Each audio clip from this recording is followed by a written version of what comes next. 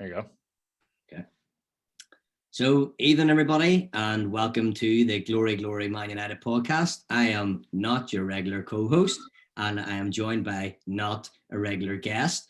So, tonight is the very first of the Glory, Glory Man United podcast takeovers, and tonight it's being taken over by the Nugents. So, Chris Nugent and my cousin Matthew Nugent. So, welcome to the podcast, guys. I hope you enjoy listening. Kyle, I hope you enjoy listening to this too. And yeah, we'll plenty to talk about. It's been a pretty busy week or two for Man United. So without further ado, I think we'll get cracking. So as I say, I'm a regular guest on the show, Chris Nugent, a lifelong Manchester United fan, and I'm joined by my cousin Matthew, also a lifelong United fan. How's it going, Matthew? Great to see you. Great to have you on. Not too much. Yes, good to see you. How you keeping? Doing pretty good. And yourself? I can't complain. I mean, we've just signed Varane and Sancho, so definitely can't complain. Yeah, it's not bad, is it? You know, as transfer windows goes, it hasn't been too bad. Yeah, seen a lot of people saying it's the best one in a few years, and can't seem to argue with that at all. I definitely can't argue that at all. Yeah, as a Man United fan, we kind of got a wee bit spoiled at one stage, I think, and we got used to having good transfer windows. But it's been a long time. I can remember that we really had one that was said, yes, we're signing top class players here. So it's nice to see those days coming back, and hopefully they're going to continue. So the first one in, or should I say the most recent one in, and for me, Sancho, great signing, but Varane in some ways potentially overshadows that. Absolutely massive player and massive reputation, well established. He's won it all really. So can only be good news. What do you think yourself?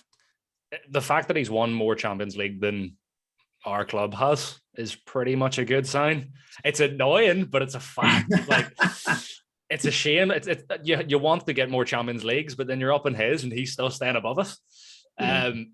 So I think he solidifies the entire team. He's that jigsaw piece that we needed. I think you look at everyone talking about the fact that we're having to play two defensive midfielders with McTominay and Fred. Do you need to do that if you've got that defensive cover? Because Maguire always pushes forward anyway. Varane's going to be there to sweep, similar to what he done at Madrid with Ramos, because Ramos was notorious for drifting forward. Yeah. He had Casemiro in front of him, of course, but if you have McTominay or even just Fred, you've still got somebody there. Varane's incredible. He's one of the best. That's a great point, actually, Matthew. And to be honest, I think you make a really good point there, because how often was it talked about last season? In fact, I think Ole Gunnar Solskjaer himself at one point referred to the back five, which told you that, or the back six, or whatever, that told you that he was playing those two hold midfielders, seeing them really as defenders, an extension of the defence, showing that he himself, felt that there was weaknesses there. And like you say, having somebody like Varane in there just to solidify things won't just hopefully shore up us defensively. It'll hopefully make us freer, like you say, going forward. So, he might have an impact behind him, and then the defensive line and also in the attacking line. That can only be a good thing, because in my opinion, there was times last season where we were predictable going forward. It was all too obvious what we're going to do, go down the flanks. And when we try to go through the middle, if there was no space, it was just a shut up shop. And we were so easy to defend against. So like you said, hopefully what he will bring is a few more options. So it can only be good. Yeah, 100%. The thing with it is with Sancho signing on top of Varane, it is the two jigsaw pieces, to the point I've seen everyone talking about the fact that we need a number 6. We need a defensive midfielder. I feel like with the positional spots that we have now just filled, it spreads the pitch more. We were very one-dimensional, as you said there as well. We were always focused on play down the left. I can't remember the exact percentage, but I'm near certain we were top of the league for play down the left-hand side, because you were always pushing through Shaw or always pushing through Rashford, or even Cavani would drift to the left. Pogba drifts to the left. Bruno drifts to the left. Absolutely. It's all very one-dimensional. Yeah. With Varane being a right-sided centre-half and Sancho being a right winger, it's opening a lot more play. The fact that we're looking at Trippier clearly shows that Ollie's looked at this and went, we're clearly weak on the right. We need players who play to the right. Yeah, it spreads the play out. I hate to say it, but City do very well. I really do hate to say it, because you've go, right, stick two men and Raheem Sterling. You're saying it as well. Yeah. But it's completely true. You're totally right. It's 100% true. Because if you stick two men on Rashford, he's covered. He's out of the game. There's nothing he can do. So then you just go, right, well, who's next who's our next troublemaker? Bruno. Stick two men on Bruno. we can't put any play down the right because Mason's drifting to the left, Cavani's drifting to the left. It's all oversaturated. There's no movement of play. Yeah. If you go and look at, I really do hate saying it, but if you look at City, Sterling's going to play left, Mahrez is going to play right, De Bruyne down the middle. Yeah. If you stick two men on one, there's a big gap in the middle, more space is there. That's what I look at with it now. Cavani creates space up top. He's going to stay central. Rashford's going to create space on the left. Sancho creates space on the right. It's just open. Varane does it at the back in the same way that Sancho's going to do it up top. There's just a lot more space to work with. Whilst in Varane's, it's a lot less space for everyone else to work with because he's that damn fast. Yeah, he's brilliant. No, he's sublime. No, you're 100% right. And again, anybody listens to this podcast will have heard, Kyle and I and Nigel and the guys talking about exactly the same thing last season, like you said, completely one-dimensional, too obvious. And, we've set aside some time. We'll chat about right back specifically later on. But talking about the right-hand side versus the left-hand side, a personal criticism from me last season often was that Wan-Bissaka was a little bit limited in his ability going forward. Now, towards the end last season, I think he was improving a wee bit there, and I hope he continues to. And I think, we'll maybe come on to it and chat about, potential of Trippier or whoever else might come in or who else might play there. But like you said, Matthew, I think that's another reason why we were limited down that right-hand side. But once again, Sancho coming in is absolutely great news because it gives us those top class options on both sides, which if for no other reason makes us less predictable, and that just makes us more difficult to play against. So that can only be a positive. So I suppose the big question then really is, Varane's coming in. He's absolutely brilliant, like you said. He's going to bring all these. These new options. He's a bit of a Rolls Royce of a defender, really, and he's won a lot. So the question is then, who's he going to partner? I mean, is it obviously Maguire, or is there any debate about that, or what? Like, what do you think? What do you think we should do? It feels pretty obvious that it's Maguire. Maguire statistically was one of the best defenders in world football last year. I think the Euros proved that best, if I'm honest. Like, he made John Stones look good. Like, it takes a Rolls Royce of a player to make John Stones look good. He carried that England back line. Anyone that knows me knows I'm very critical of Luke Shaw. I'm not his biggest fan, but I have to be honest. Attacking wise, he's elite, very clearly. But I think Luke Shaw's defensive cover is atrocious. When he does track back, he looks lost. He looks like he's never been in left back before. He plays more like a left wing back. I think that's a fair point. And that's why you see Maguire. You'll see Shaw drift forward, Maguire drift left into almost left back, but not quite, which then means you're a big gap here and a big gap here, which then means Lindelof needs to drift inside, which then means Wan-Bissaka has to drift inside, and you're left lopsided in defence. Yeah. So I think if you have Varane to cover that and control that back line, I think it covers a lot more space. With Lindelof being not the greatest in the air and not a good tackler, Maguire's also not a good tackler. No. At all. He's a ball progressing centre half. Yeah, no, completely. And that's the thing. I mean, Varane himself gets forward on occasion, not all the time, but on occasion, and he's good on the ball. So I guess an interesting question then there is, again, just like you say, is one of them going to go forward? Is one of them going to sit? If you're looking at in terms of pace, getting forward and back, you'd probably say, well, I'd rather have Varane getting forward and getting back because he's a bit quicker. But then Maguire, like you say, he is a ball progressing centre back, and he does it quite well, actually. Sometimes he's not great at always getting back, although his pace is probably underrated. I'm sure he's not absolutely dead slow and stop. Yeah. He's not as quick as some other defenders like Varane. But it's interesting then who's going to be the one. But I think you bring up a fair point about Luke Shaw. And I remember, there's been a lot of chat about him recently, the great Euros, and at times last year he's brilliant. And going forward, he's been brilliant for a long time. And again on this podcast, Kyle and I, and we always give him a lot of praise. But you're right, there was a lot of times I remember criticising his defensive movement and his positioning as much as putting the tackles in or not. And so again, then I guess the question is, so, what is our ideal defence then, Matthew? Who do you think? So if we've got Maguire and we've got Varane there, who should we go with? Is it Shaw on the left, Wan-Bissaka on the right? What do you think the best way is for them to complement each other across the back line? So you're definitely going to love this. I look at the ideal back line and the ideal back four as a Gary Neville, which is a defensive fullback who can play progressive passes, a fast covering centre half, a progressive centre half, and an attacking wing back. Either way, it doesn't really matter either side. So a Patrice Evra, a Rio Ferdinand, a Nemanja Vidic, and a Gary Neville. That's how I look at it as an ideal back four. I think Wan-Bissaka as a right back is a very good tackler, similar to Gary Neville, who can play good, short, progressive passes. That's true. I think Maguire is a very good powerhouse centre half, which is similar to Vidic. Vidic was obviously a lot better. Yeah. Varane looks up to Rio Ferdinand. Rio Ferdinand is Varane's idol. Yeah. I don't know if you know this, but Rio Ferdinand texted Rafael Varane 3 weeks ago asking what the crack with the United move was to see if it was happening. And Varane just sent back the eyes emoji. Okay. 3 weeks ago. I might have heard the story, but I didn't know it. Okay. That's so he massively looks up to him. And then Luke Shaw is a left wing back in the same way that Patrice Evra was. Patrice Evra joined from Monaco as a left wing back. And Fergie developed him into a slightly better defensive force, but still elite going forward. Yeah. So you look at that back four, and it's a Fergie back four.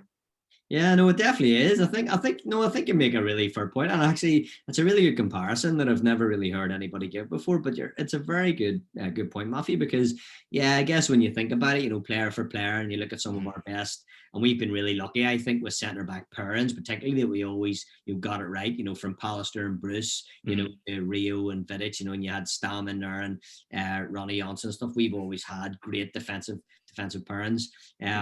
And you're right, actually, you're right with that analogy. Yeah, Gary Neville, I could see a little bit of Gary Neville and Wan-Bissaka. I think Wan-Bissaka is a bit more athletic than Gary Neville. 100%. Yeah. It's going to be a positive. And funnily enough, if you look to the other side, I would say that Luke Shaw, at least to look at him, doesn't look or seem quite as athletic as ever was. So I guess you got a bit of a trade-off there. You're a wee bit more athletic on the right, a wee bit less on the left. But all in all, I think that's a good analogy.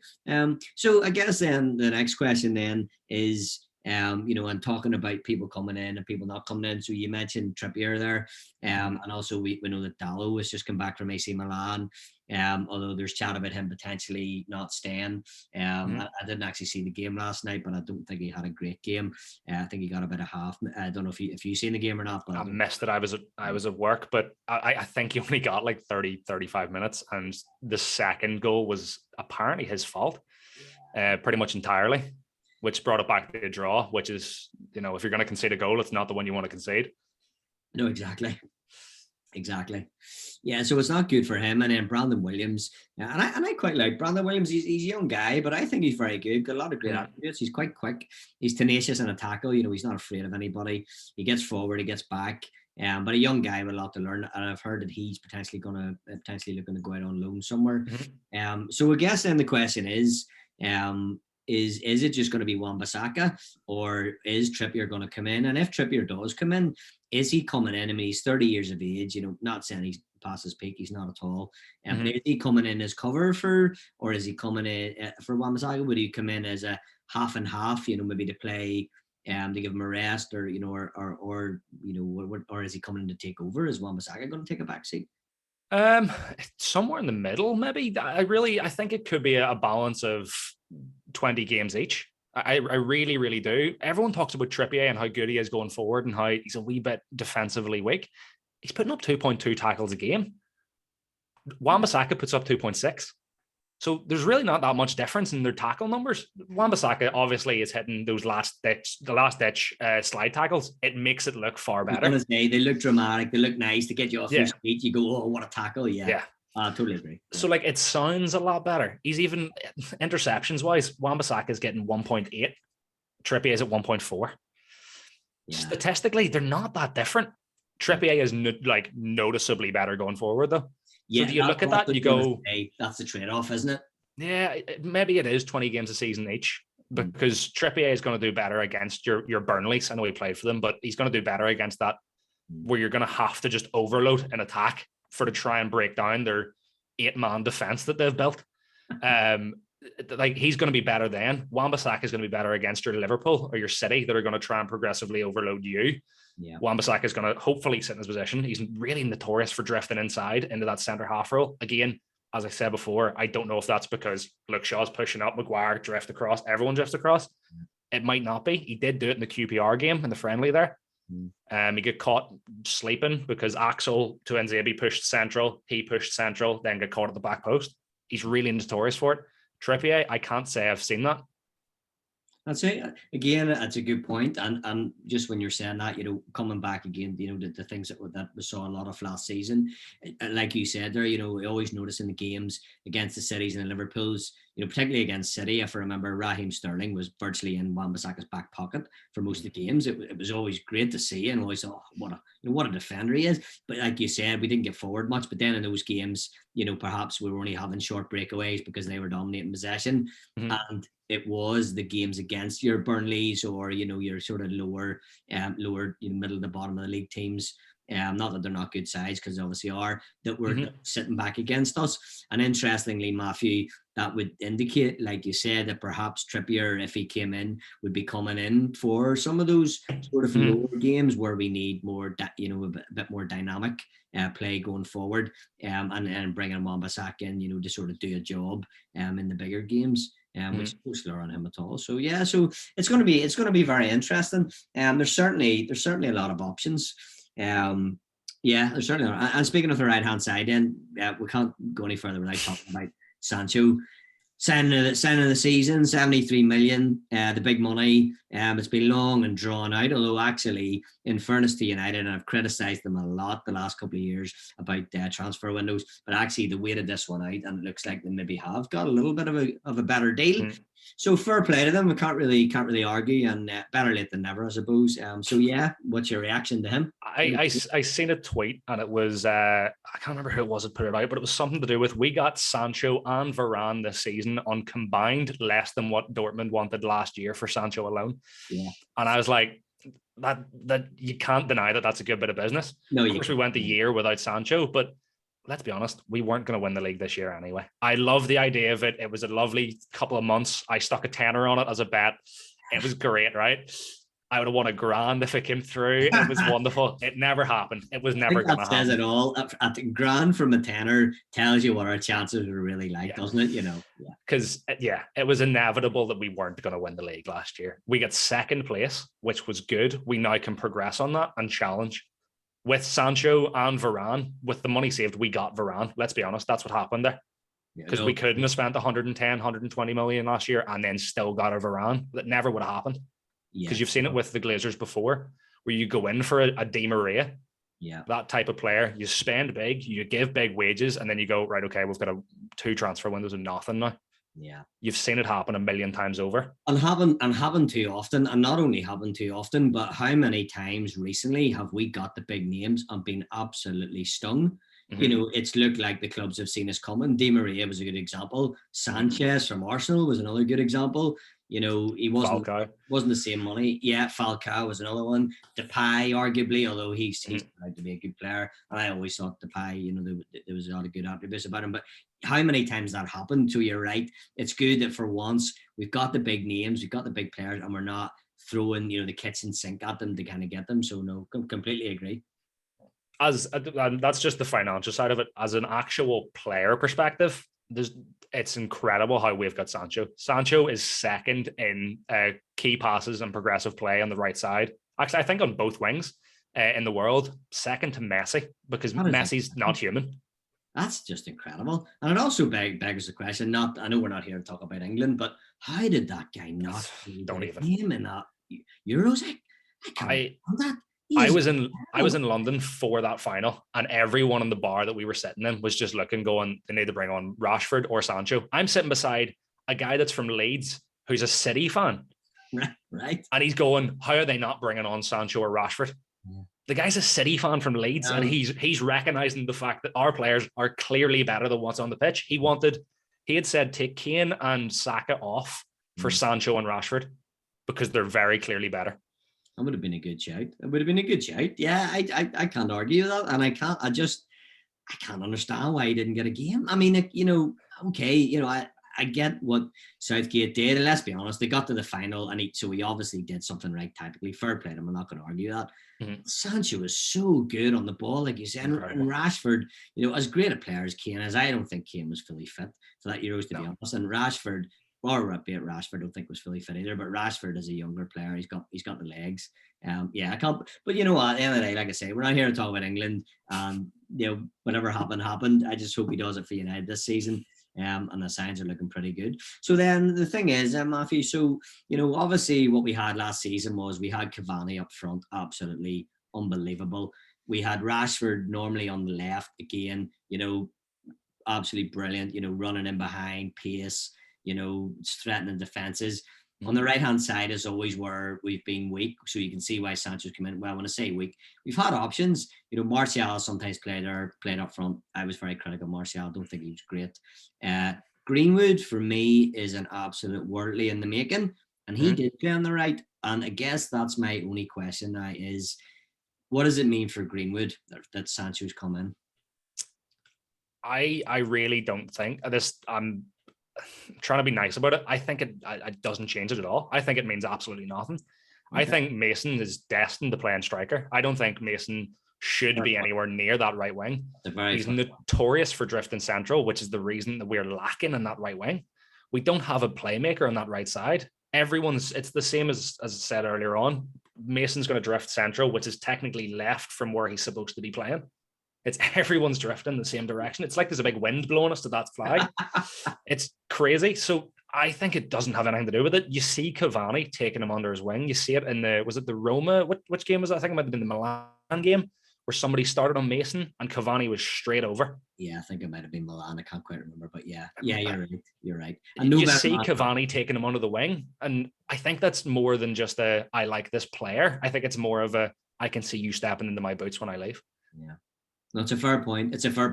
And again, remembering back the conversation we had last season, said the same thing. I mean, there's one thing I am absolutely sure of, and that's even with Cavani at the club. I still think that Mason Greenwood is the best out-and-out finisher that we have at the football club. I really do believe that. Left foot, right foot. He nearly always finds the corner. He hits them low. He hits them hard. He does. It's like textbook. It's everything you would think a striking coach would tell you to do. He hit it low and into the corner. And that's what he does on both sides. No, you're absolutely right. I guess my only question really for this season then is game time for Greenwood. Yes, you're right. I think he's better as a striker, and I think naturally, way things are going the right way. Will he get much game time though? I mean, Cavani is going to be number one, you would think. But then again, Cavani's extended age maybe means that he will. Do you think he will get much game time up front, or how do you think that will pan out for Greenwood? I really do find it that I just don't think Ollie trusts Martial up top. I don't know what it is. Even in the season, not last year, but the year before. He wasn't convinced. Martial done well, but I still don't think Ollie was convinced. Because it was still, you don't hear talks of, we're going after Haaland, we're going after so-and-so. Like, you wouldn't go out after 6 strikers if your striker's getting 20 goals a season and you're convinced by that it's going to consistently happen. You don't hear that. So I look at it as the front 3 starting this season in ideal is Rashford, Cavani, and Sancho. I think your backups in those positions is Martial being back up to Rashford on the left. Yeah. I think in the way that he came through under Van Gaal, because that's where he was played. And he does play on the left a lot. No, I can understand that, yeah. Maybe Dan James on the right as cover for Sancho. I'll be honest, I'm not a big fan. I think maybe Ahmad actually looks a bit better. So maybe him as cover for Sancho. But again, it's depth. It's not a bad thing that you've too many options. Yeah. And then up front, I think Mason's the backup. I don't look at Martial as the backup at all. I think it's the same as the Trippier-Wan-Bissaka conversation. 20 games each, Mason and Cavani. I don't think Martial has anything to do with that striker spot anymore. I could be completely wrong, but that's just how I look at it, as Ollie doesn't seem convinced. No, I think you're absolutely right. And if I'm totally honest with you, and again, people listening to the podcast won't be surprised to hear this, I am not remotely convinced by Martial. What we did through most of the games last season, Matthew, I'm sure you listened to some of the podcasts. Of course. Obviously not them all, but what we did is generally after every game we would give player ratings, and it's rare I ever give Martial anything over about a 5, and that's even if he scored. He was everything about him just didn't convince me, hasn't done for a long time. So yeah, I do not see him as remotely a long-term option. In fact, if I'm honest, I think that he's one of the potentials to leave. If not in this transfer window, I think his days are numbered, really. I wouldn't be against it. If he left, I wouldn't be sad. No.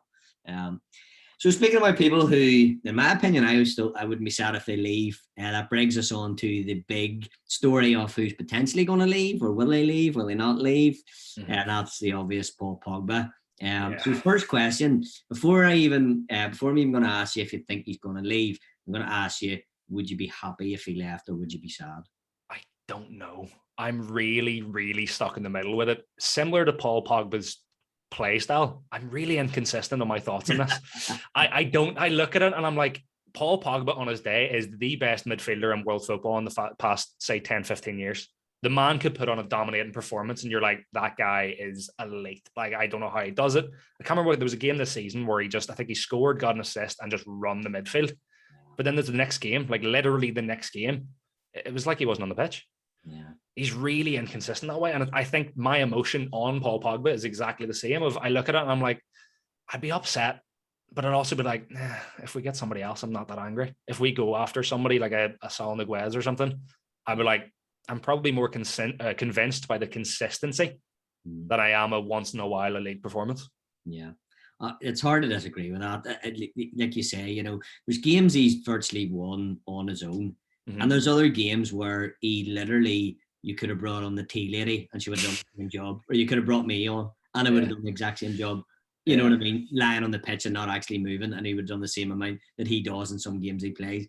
Is so ridiculously inconsistent. The only question that I have about Pogba, and I've thought about it a wee bit, in terms of games that he plays for France and the games he used to play for Juve, and it's not new news, but again, he played fairly well some games for France during the Euros there, and it just brought the same question back to me.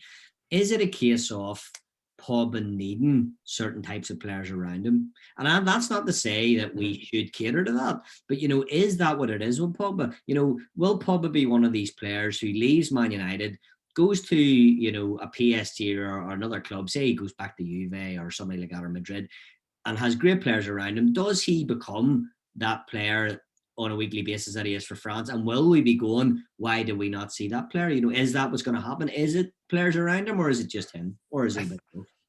I think it is the players around him. I can't remember who it was talking about it. It might have been Mohamed Bahafsi. He was talking about how Pogba for France looks unbelievable because he's given that range. He's given that freedom.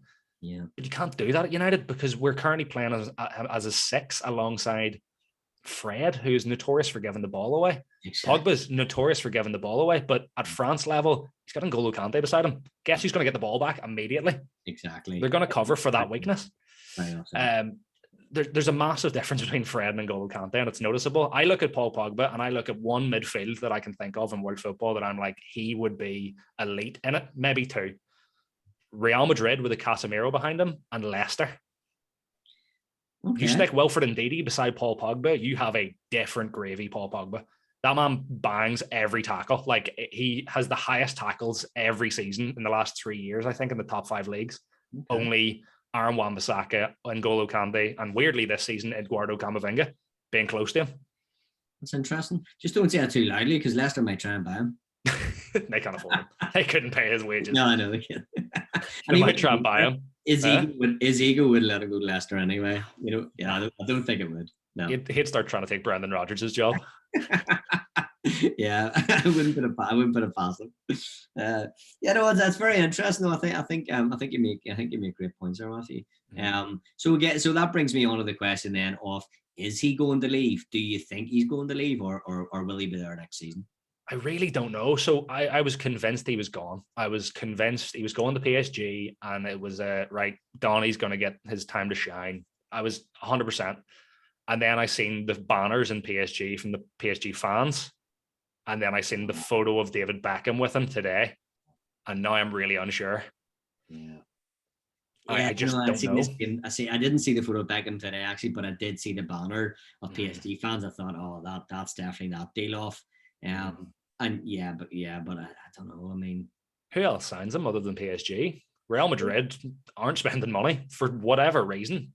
They're just not. There's not really anybody spending really big money. I mean, even United, you could argue after what we bought, like you just said, we got a bargain. We're not really spending money. We're not, splashing ridiculous amounts of money.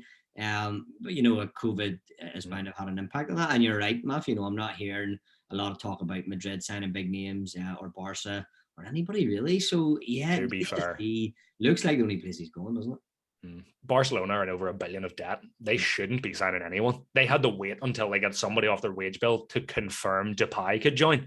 Like, that's a fact. Like, they signed Depay a month and a half ago and had to wait until 2 weeks ago until they could actually announce it because they had to get somebody off their wage bill. It's not great, is it? It's not a good sign for a club. They could definitely go bankrupt. It really doesn't look good for Yeah. them. So they can't sign Pogba on a 400k a week contract. We can just about afford it. Never mind them. We're not in the best financial situation, but we're doing better than Barcelona. No, I think that's absolutely true. And in fact, again, we're not here to talk about Barcelona as such, but I do think they should let Messi go, because they could do with getting rid of his wages and getting the money for him. But that's another debate for another day, another podcast, arguably. But so Paul Pogba then. So the other one that I sort of thought, interestingly, is Martial, and like I said there, Martial seems to be another potential casualty in this transfer window. There's talk about him going. Is he going to go again? Do you want him to go? I know how I feel, which is I'd be more than happy to see him go. Will he go? If he goes, he goes. I wouldn't be upset either way, to be honest. I wouldn't be sad if he stayed. I wouldn't be against it either way. He's clearly got a level of talent and some level of work ethic, but can he do it on the big stage? I don't know. I'm not fully convinced. If you can get 40, 45 million for him and get his 120, 150k a week wages off the wage bill and bring in somebody who's going to suit the system a lot better, go and do it. You've got lads like Anthony Elanga and Ahmad and Dan James all coming through who are probably going to put the work in harder because they want that 120, 150k a week contract. Absolutely, yeah. And young Shura Thierry is another player I like to look up. Of course, yeah. He's very good. He's a great young player. No, completely. I mean, I've talked to death about Martial on this podcast. I really have, and everything that I think about him. And he's for me, he's arguably the biggest disappointment of Man United in a long time, and that's even including Falcao and Di Maria and Sanchez, because Martial came to United as a young lad. He was 19. He had the world at his feet. He has got all the ability. Everybody that talks about him, you name it, whoever talks about him, Henry and all these other top players say how great he is ability-wise. But for some reason, he just doesn't have that hunger to just go and take a game by the scruff that the likes of Ronaldo has and Messi has, and Zidane had, and all these, Kane and Beckham and all these great players. He just doesn't have that. He's got that ability, doesn't have the hunger, doesn't have the hunger Fernandes has, and I find that so frustrating. So for me, if he went, I wouldn't be disappointed. There's only so many stats you can look at, and the eye test always does everything justice. And with Martial, the eye test is what everyone notices. It's not they only got like 2 goals in the league this year, or 4 goals in the league, whatever it was, I can't remember. But it's not the problem. If he got 4 goals and he impressed and looked good and was progressing play and making everyone else work around him, you'd be like, all right, fair enough. I don't care that he only got 4 goals because he let Rashford have an extra 5, or he let Mason have. It was nothing. Like, his progressive work wasn't there. He looked lazy. It feels harsh to say that he looked lazy, but he did. He didn't move. You look at Cavani, who is an out-and-out number 9, and an elite number 9 of the last 10 years. His positional play in the box is unbelievable. He tracks back and defends. Cavani puts up, I think, 12, 13 passes a game, which sounds really low, but for a striker who's supposed to be playing as a number 9, all he needs to be doing is a bang 1-2 move. And 13 passes a game on average for an out-and-out number 9 is unbelievable. Martial, you don't see that from him. You don't see him getting other players involved. No, absolutely not. I mean, I remember the Europa League final, and this is a thing that Kyle will let me mention because he talks about this all the time. It was whenever Cavani was tracking back, and he actually overtook Pogba on his way from the back to the front of the pitch. And that said plenty about Pogba, but it also said plenty about Cavani, and how hard that guy works. And actually, that's probably the thing that has impressed me the most about Cavani since he signed. He's a great striker. His movement's great. His finishing's great. But what's impressed me the most is that a guy of his age, like you said, he's almost a kind of a traditional number 9, a kind of a target man, is that he doesn't play like a target man. He busts himself to get up and down the pitch. He puts himself about. He wants to be involved. And that is nearly as more impressive. And then ironically, that's the thing that Martial lacks the most, is that attitude and that kind of that ability to kind of, to put the effort in. Which is a shame. So Matthew, we talked before we came on the podcast, and I know you're busting to get chatting about other potential signings, and you've done your homework. So myself, and I'm sure the listeners will be extremely keen to hear your thoughts on who else could and should be coming and going. So go for it, Matthew. Let us hear it. So you've seen us. You've everyone's seen United linked to a million defensive midfielders. Like you name one, we've probably been linked to them at some point. As always, Camavinga is one that's been massively touted. Camavinga, Goretzka, and Declan Rice seems to be the main three everyone's talking about. Weirdly, the Goretzka one I just don't see happening, so I'm not gonna lie to you. I'm probably not even gonna talk about him. I think he's using this for a contract. I think he can just stay over there. He can stay at Bayern. It's clearly gonna do him the world of good. I'd like him, but it's never gonna happen. The person that I'd like, as previously said about Leicester, is somebody like an Ndidi. Camavinga is a great alternative, though. Ndidi's going to cost you Harry Maguire money. Leicester aren't a selling club anymore. If you go to Leicester to buy, it's going to cost you a fortune, the same way it did with Harry Maguire. It's always the way, isn't it, too? You know, English club to English club, it is. There's always a bit of a premium. Of course, yeah. And you've got the Manchester United tax as well, which doesn't make things any easier. Exactly.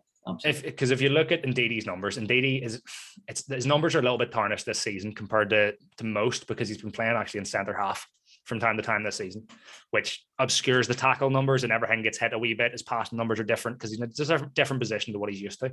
So you look at him compared to Camavinga, he's putting up 3.7 tackles per game.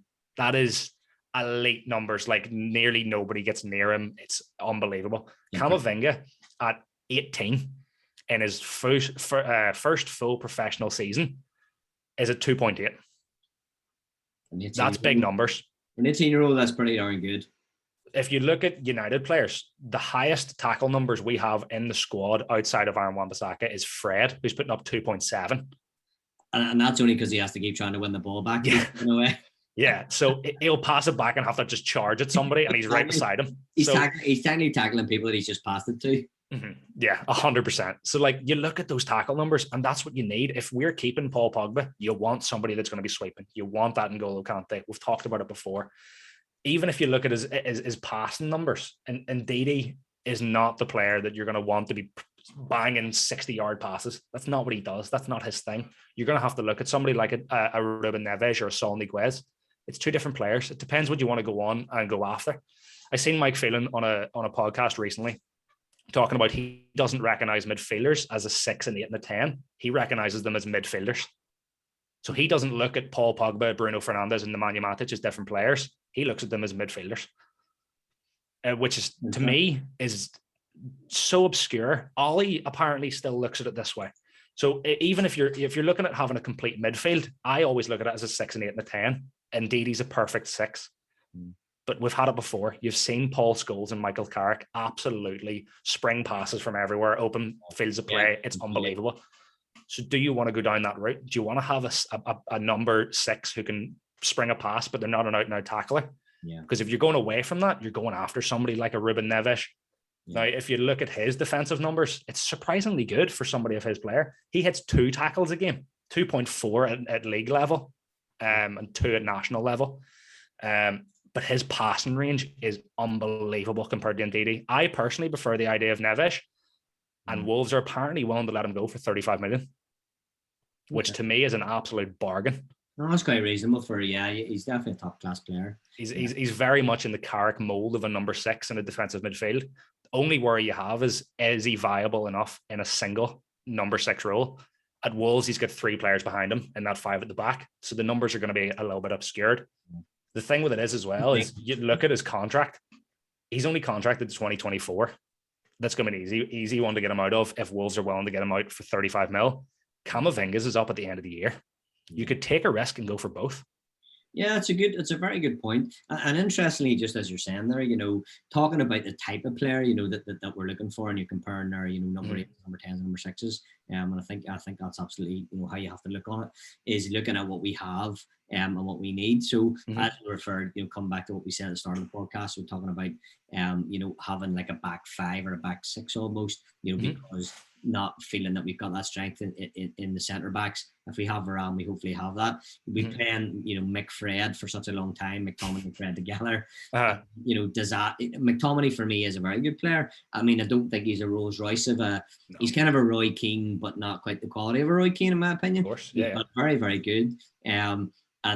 yeah, he's never been a specialist kind of, holding midfielder as such. And Fred obviously isn't. I think he's a big weak link there. I think we can all agree on that. So the question really is what is it that we need? Like I say, Matthew, do we need that ball playing midfielder like, Neves would maybe be a little, or is it somebody more defensively like Declan Rice who's going to be that specialist ball winner, who's going to give the ball to Fernandez, and let him take the ball forward? He's going to, he's going to do the kind of the dirty work, so to speak. What is it that we need, do you think?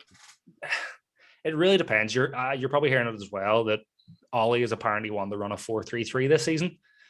Which is a little bit different to the 4-2-3-1. So there's rumours going about that he's testing Aaron Wan-Bissaka in centre half and a 5 at the back, which would then allow Trippier or somebody as a right wing, and then having Wan-Bissaka to drift, which would then mean it would be 2 6s again, or maybe 2 8s.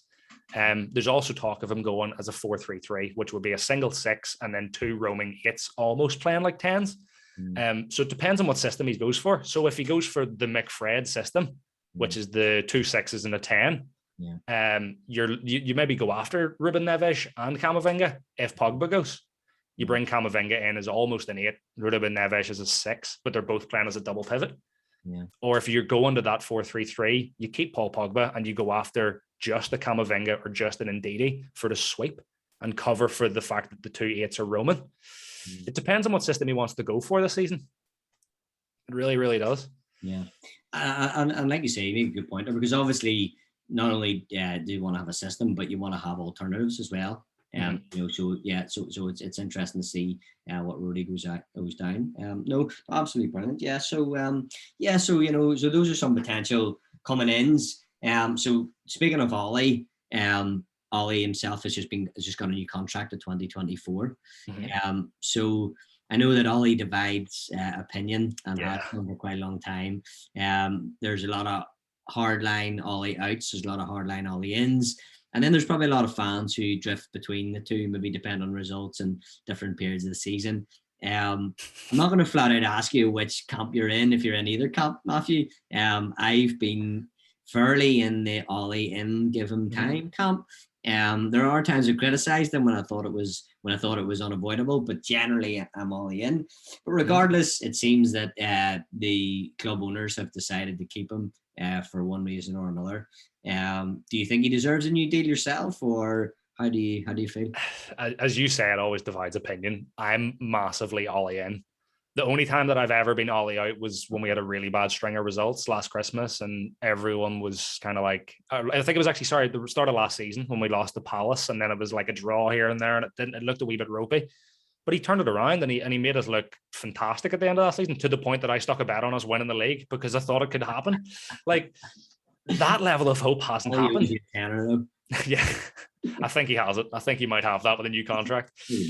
Because even under Jose, when we got the second place, did we really get second place? Because under Ollie this season, we weren't going to win the league, but we looked far better than most of the teams in the league. Under Jose, we were noticeably second place, but we didn't really look that good. We looked okay. I think we're just definitely progressing more. We're bringing in, even though Varane's 28, of course, which is not young, but it's also definitely not old. He's coming into his peak. That's what you want. Rio Ferdinand was at his best at 29. Totally agree. You want a mix. You don't want everyone being 19. You don't want that, because it's you need a level of experience in there to keep everyone cool. Even in the old "you'll never win anything with kids" line, there was experienced players within that squad for to help the young players come through, and that's what you always need. You look at it now, you've got Rashford, who's 23, 24. You got Sancho, who's 21, 22. Mason coming through at 19. You've got a lot of youth in there, but you also have a lot of leaders. You've got Cavani, you've got Varane, who Cavani is second to Varane in terms of honours won in their career in the squad. You've got these people who are going to go, right, I know you're having a rough patch of a few games, bring it back out. Yeah, and Fernandez, he hasn't won that much yet, but he's got that attitude too, doesn't he? 100%. I look at Fernandez as a captain without the armband. He really is. Yeah, absolutely, completely agree. Completely agree. No, I agree with everything you said there, Matthew. And I say, anybody listening to the podcast and listening to me talk before will know that. There's a lot of strong opinions, on both sides, and I try to be reasonably diplomatic, but I generally am all in. I think that I hate to say it, but I look across the Klopp at Merseyside, and I don't think it's a coincidence that he's had time to build what he needs. and that's why he's been successful. Ferguson got that time as well. I know the football has changed, and you don't, traditionally now you don't get that time anymore. But I do think that we are starting to reap the benefits of Ollie being given time and being able to shape the squad. So in terms then of this season, so like you said there, we finished last season second, but it looked like, things were going in the right direction to a point. Obviously a wee bit of a disappointing end of the season, coming second in the Europa League. By all intents and purposes, you would have put money on us to win that. Didn't quite pan out that way. We got the quarterfinals of the FA Cup, and we got to the semi-finals of the EFL Cup. So not a disastrous season by any means, but definitely room for improvement. What do you think are going to be his aims for this season? Are we buying these players now thinking we're actually going to challenge for the league, or is that unrealistic, or how do you think that's going to go? I think it's very realistic. I think if you're not going in for a league title when you're going in and buying 4-time Champions League winner Raphael Varane, and I think it's not that bad to say Sancho, probably the hottest prospect in world football right now. Outside of maybe Mbappe and Haaland, he's definitely in the top 5 best young footballers in world football. If you're going after these players, you're going for a league title. You're not going in for a second place. You're going in and you're going all in. You're going in to win every cup that you're involved in. You're going in to win the league. You're going in to win the Champions League. You're never going to win all 4 of them. Well, it's possible, but it's unlikely. If you're going after this, you need more squad depth. Sancho and Varane definitely do that. Yeah. 100%. No, I think I totally agree with you. I mean, based on the fact that we haven't won the league since 2013, there's no season that I'm going into these days and saying we are going to win the league. But definitely things have improved. And those 2 players coming in are like you say, one of the best defenders in the world, and one of the hottest prospects in the world. I guess it'll be interesting the fact that some point next season, hopefully sooner rather than later, we get fans back into the stadiums. That'll change the dynamic of the games, I think, a wee bit, and it'll hopefully give all the players a boost. It'll make some games easier, but it'll also make some games harder. Like going to Anfield and stuff like that, traditionally difficult with the fans in. We maybe benefited slightly from them not being there the last couple of years. So, or the last season or so. So it'll be interesting to see how it pans out. I don't think it's unrealistic to think that if we're not going to win the league, that we're going to at least be closer to City or Liverpool or whoever it happens to be, that we're going to get closer. But fingers crossed that we can do it, of course. I think this season, I don't know if it's me just being a hipster mentality or whatever, but I think the 2 best shouts for the title this year are us and Chelsea. I don't even think it is City and Liverpool. I think Liverpool's very obviously on a decline. I think Jurgen done it at Dortmund where he just declined and nearly got them relegated and got himself sacked. And I think he's in that decline again. I could be optimism. Who knows? I hope you're right. There's one thing definitely is that I think Jurgen Klopp's brand of football is very hard to sustain over, and Guardiola's. Both types of football, high pressing, high octane football. You can't sustain that forever. So I totally agree that there has to come a kind of a breaking point. Hopefully now is the breaking point. I hope you're right, Matthew. So does Thomas Tuchel, but he's coming through his boom period that Klopp's already experienced and Guardiola's already experienced. That's why I look at Chelsea as our biggest threat. I think it's a fair point. I think it's a very fair point. Absolutely. I think with City not buying anyone this season benefits us because the squad depth that we've talked about with us, it's great that we're going out and improving on our squad like our title-winning squads always did. When we won a title under Fergie, we went out and got Juan Sebastian Varane. We went out and got Jaap Stam. We improved on the squad that we already had, even though we were clearly the best. Yeah. City were clearly the best last season. And rather than going out and improving their squad, they're sort of dandering about looking at Harry Kane and kind of unsure. If they get Harry Kane, incredible stuff for them, wonderful. But it doesn't look likely, which I think puts us ahead of them, personally. No, 100% agree. I mean, if for no other reason, and Ferguson himself used to always say, a scourge on any winning team is complacency. And one of the reasons that bring, players in the title winning team is not just to improve it from an ability perspective and an actual performance perspective. It's to keep the mentality. It's to keep the hunger. It's for players who have had a great season to say, well, there's now somebody else I have to compete with. I have to do the same thing again, if not do better. Otherwise, I'm going to lose my place. So, no, I totally agree with you. It's definitely a weakness to not bring, or definitely a mistake to not bring in new players. And so it brings me on to another bit of a debate. And there's been a lot of, versus this player versus that player that we've talked about already. But I think one of the big ones that you can't go past is De Gea versus Henderson. So interestingly, we've actually brought Tom Heaton in, and Lee Grant has been given a new contract as well. I don't see Lee Grant playing many games, obviously, but it's interesting, just the whole goalkeeper situation in general. There was a lot of debate about the end of last season. My thoughts at the end of last season were that Henderson was going to be the starter this season, and I think the rumors are that he is going to start the first game of the season. I believe that's against Leeds. But De Gea doesn't seem to be going anywhere, and I kind of thought that he would. And obviously he's on massive wages. You don't want somebody like that sitting on the bench all the time. So that debate is, who is going to be number one this season, or is it going to be another Roy Carroll, Tim Hart situation where they're going to literally do 50-50, as you said, might happen with Trippier and Wan-Bissaka, etc. So, how do you think it's going to play out? It's as we've said with Mason and Cavani, it's never a bad thing having rotational options. It's not a bad thing at all. The problem that is right now is that nobody's fully convinced with Henderson and nobody's fully convinced with De Gea. Yeah. With Cavani and Mason, you're like, okay, one of them's elite and one of them's up and coming. One of the problem with the goalkeeping position is one of them was elite, and now we're a little bit unsure. Like, can you work with it? Tom Heaton coming through, does he really get game time? I don't know. He looked really good against the first friendly that we had there. I can't remember who it was against now.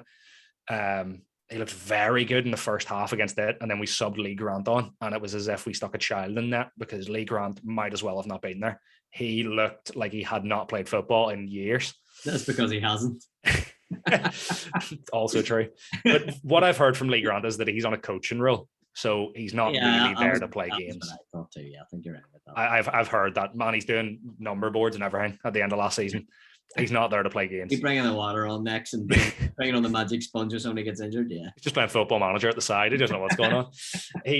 But yeah, I think I really don't think Tom Heaton is gonna get a shout. He looked good in the 45 minutes against in the first friendly. He looked good in the 45 minutes against QPR. I didn't see the friendly from last night against Brentford, so I'm not 100% sure on how he done there. If he even played, I don't know. It's definitely between De Gea and Henderson. I think Henderson edges it. I think his leadership in that, the control of backline, is far superior to De Gea. Rio Ferdinand kind of hinted at it himself, saying that De Gea is quite quiet. He doesn't talk much. Yeah, I think that's you get that feeling from him. You always got that feeling from him. You're right. And if you look back at our kind of best goalkeepers, the ones that we kind of put up as being, the kind of the bar, Man United, the likes of Schmeichel and Van der Sar, they were massive personalities, as much as presence, as massive guys and massive players.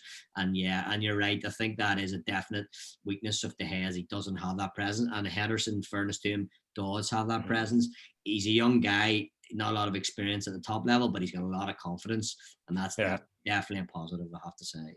Yeah, because with De Gea, he at his peak was the best shot stopper I think United have ever had, and I think you can argue with that, but no, I don't think anybody could.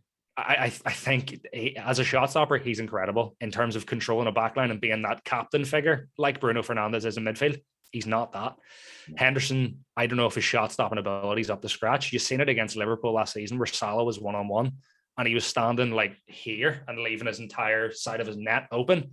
Yeah. And he's just in the middle and he's just like, you've left your entire front post open and Mane is over the other side. You can see him free and you've just given the guy two options to work with to score. De Gea doesn't do that. No, you're totally right, Matthew. I mean, I think you summed it up perfectly at the start. What you said there is that we've got somebody who was elite in De Gea, and we've got somebody who I think has got potential, and they're very, very, very good for the experience that they've had, and they have a lot of confidence in Henderson, but they're not quite there just yet. So we're kind of are betwixt and between. There was actually chat at one stage, it might have been on another podcast towards the end of last season, that United had considered selling both of them.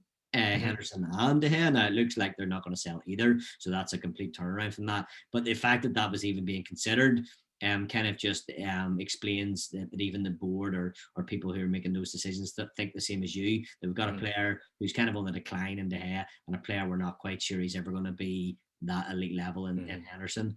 So it's going to be very interesting to see how it pans out. Definitely. And that brings me on to what will probably be our last discussion point of the day, because this takeover has been a pretty significant takeover. I hope everybody's enjoyed it so far. I know the Nugents have definitely enjoyed chatting about it. We're going for another 2 hours if with the time, but people might be bored listening to it. But but finally, the last thing is that there's been some changes at that board level making these decisions, or well, perhaps not making the decisions, but certainly people with names and titles that would make you think that they are making decisions. I'm a bit of a skeptic in that sense. John Murda coming in as the football director, and Darren Fletcher as a technical director. I guess my first question would be, do you think those guys are making the decisions that people with those titles would be making? And if they are they doing a good job, or will they do a good job? As of right now, I don't know. Patrice Evra talked about it recently, and he was pretty much offered the same role that Darren Fletcher ended up with it. And I think even he wasn't the only other one. I think Rio was offered it, as well. And Evra came out and said it was pretty much a publicity stunt of a job. It wasn't really going to be doing too much. What I'm hearing at the moment is that the deals that are happening with Sancho and Varane is actually nothing to do with John Murta or Darren Fletcher. They're completely to do with Ed Woodward. Which is kind of infuriating, because and Matt Judge potentially as well. There's a chance that they're all a wee bit still involved, the ones from before. Apparently what I'm hearing is John Murta and Darren Fletcher are pretty much interning. They're just sort of, Ed Woodward will do the work, and then Darren Fletcher will sit in the corner like a trainee and just watch him selling. Like when you get your first job at 17 in retail, and you're like, I'll watch the big boss do the selling here. I'll do it, Matthew. Not a bad thing. I thought that's just what we did. But that's what I'm hearing from it. So in the long run, it could be good, and that Darren Fletcher will come in and be able to embrace the culture. He's a man that knows the club, and he's learned from Ed Woodward, who, if we're being honest, is very good with money. He's a banker. It's what he does. He's good with money. Unfortunately, it's kind of annoying for us because we didn't get those Cristiano Ronaldo type signings that Real Madrid were getting off of us. It's infuriating, but it is what it is. He's very good with money. So if Fletcher learns that bit and uses his experience of the club, it's a very good combination. As of right now, skeptical, especially with the fact that Nicky Butt pretty much left the club due to John Murta getting that job, which worries me more than anything. When an inside guy like Nicky Butt, who's a club legend, who's been at the club for decades, isn't happy with that sort of decision, is it petty from him because he wanted that role, or is it because he knows better for the club? I really don't know. Yeah, no, it's an interesting point. You know, you raise an interesting point. And I mean, obviously, Ed Woodward's actually hanging the boots up. He's not hanging the shirt and tie up. Man's never put a pair of boots on in his life. Exactly, whatever he's hanging up, and he's going to go. So things are going to change. And I mean, I don't know if you've heard anything. I haven't personally heard anything about what restructuring is going to be done there when he goes, or how it's going to work. So yeah, I haven't any information about that. But nothing myself. But it's interesting. So the final thing that I just want to mention, and a wee bit biased here, because I have a bit of an interest in it. I recently or semi-recently joined up as a member of MUST, so the Man United Supporters Trust. Quite proud to be a member of that, I have to say. And it was great to see their very heavily involvement after the European Super League debacle. They were very heavily involved in negotiating with the club and taking part in the government review and sort of protesting that. I thought that was a great thing. And they have actually just become part of a fan share scheme, they're proposing a fan share scheme, and they've taken part in the fans forum, which the Glazers have said that they're going to engage with on a more regular basis and engage with it once. I don't know if you know much about that, Matthew, or if you think those are good things going forward, or how you feel about these wider kind of discussions about fan share schemes and restructuring kind of English football in general. How do you feel about those types? I'm a fan of that style from a business perspective as well, because it gets, as we talked about with the Ed Woodward, Darren Fletcher thing, if you can get a mix of both, of where you have that banker level where it keeps the club stable and we don't end up like Leeds or like Arsenal where you crumble away and fall down because of bad business acquisitions, and then you have the club level like a Darren Fletcher. If you have that, like you look at it as the 50+1, you have the bankers, which is unfortunately the Glazers, which are your big money boys, and then you have the club guys like Darren Fletcher. If you have that, it's a supporter. That's what Darren Fletcher is. Yeah. And I think if you look at it from that perspective, it works a treat in Germany. Yeah, it really does. Unless you're, I mean, it seems to. Yeah, I mean, the results speak for themselves on the pitch. Nothing else. Bayern Munich and Dortmund are very successful clubs. Obviously, excluding Rasenball Sport Leipzig. Apart from them, obviously. Well, yeah, exactly. Yeah. Well, they're more in the mold of the current model, anyways. But yeah, no, I totally agree. Yeah, no, I think what you're saying is right. Yeah. So there's talked about the fan share scheme. If it ever goes ahead, it will actually give people who buy those shares the same voting rights as the Glazers themselves. So they seem to be a very, very good. They seem to be a good thing in theory. I think that the English government and clubs are working with sort of experts in the area, like you say, those knowledgeable bankers and people like that to sort of explore these options. But but I just thought it would be remiss not to mention these things because, obviously what we do in football is we have quite a short memory, and when something bad happens, after a while, something good happens, like the signing of Sancho and Varane, and you very quickly, tend to sort of forget a little bit about those things. But those things are still going on in the background, and I'm glad to hear that they are. And like I say, the Man United supporters trust are at the forefront of that. So I just wanted to give a wee shout out to them as well. So it's all good. Yeah, so I think, Matthew, will probably have to wrap it up. If we stay on any longer, Kyle will worry that we're actually going to take over the podcast altogether rather than just tonight. So it's been an absolute pleasure talking to you. It's good to see you as always. You're looking great, and life's good. So yeah, I hope you're well, and it's been an absolute pleasure. So I hope to have you on again. Yes, 100%. Love to be back on again. Yeah, good man. Take care, Matthew. Cheers, buddy. See you later. Thank you.